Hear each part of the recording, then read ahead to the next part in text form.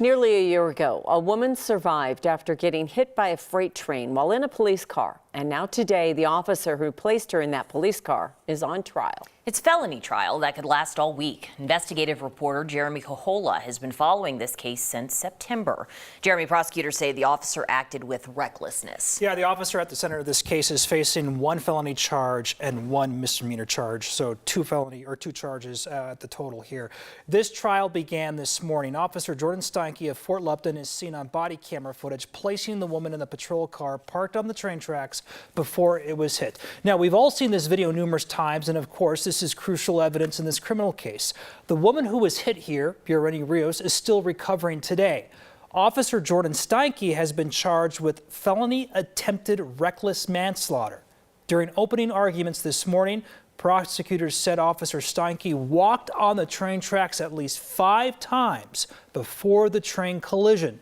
But her defense attorney claims responding officers were so focused on a potential gun during the traffic stop, they did not know they were parked on train tracks. The defense attorney called it attention blindness.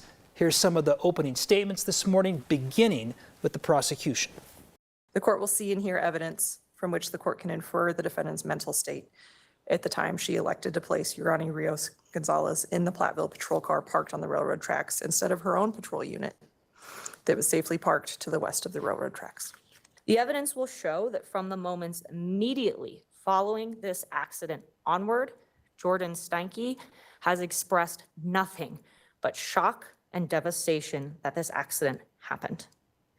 The evidence will show she simply did not know that they were at a railroad crossing. Several witnesses already testified this morning in this trial, including the train engineer and other responding officers. One person who will not be testifying in this case is Yoreni Rios, who is still recovering from her multiple injuries. And in the meantime, Alex and Kim, her lawsuit that she filed against the police officers is still pending too. So we've got this criminal case, and then you've got the civil case on the other side. Yeah. Interesting. You can see the direct arguments they're trying to make is that this was just an accident, and then yet on the other side you're saying, but wait, you're a police officer, don't you know this area?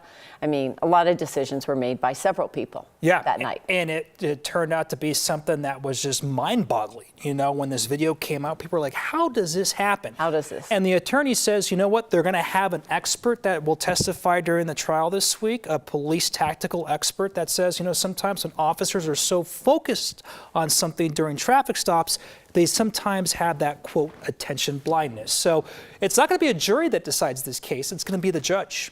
So, okay. Yeah. Well, so we'll see what happens. They bring up some interesting points. So, okay. Thank you, Jeremy.